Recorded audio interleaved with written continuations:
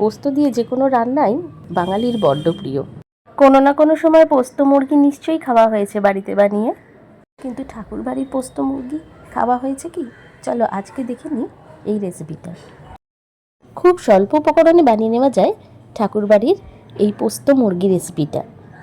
Chicken ম্যারিনেশনের জন্য এখানে আমি বড় 3খানা পেঁয়াজকে পেস্ট করে নিয়েছি, আর সঙ্গে নিয়েছি রসুন আর আদা কাঁচা লঙ্কার পেস্ট। এটা নিয়েছি 2 টেবিল চামচ মতন।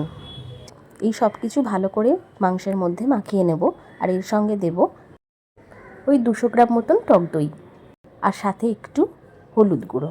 ভালো করে ম্যারিনেশনের পর এটাকে ঘন্টা 2 চাপা দিয়ে রেখে দিতে হবে। রান্নাটা করেছি আমি সর্ষের তেলে, তো কড়াইয়ের মধ্যে সর্ষের তেল নিয়ে এর মধ্যে দিয়ে দিয়েছি গোটা জিরে আর গোটা গরম মশলা। এবার ওই ম্যারিনেটেড চিকেনটা দিয়ে তেলের মধ্যে ভালো করে ভেজে নিতে হবে বেশ খানিকক্ষণ।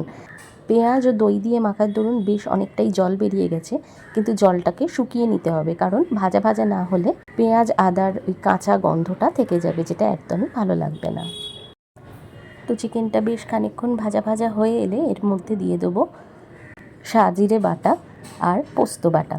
এর সঙ্গে দেব প্রয়োজন মতো নুন, সামান্য চিনি আর চেরা কাঁচা লঙ্কা। এখানে আমি কিছুটা চিলি ফ্লেক্স অ্যাড করেছি, এটা কিন্তু অপশনাল।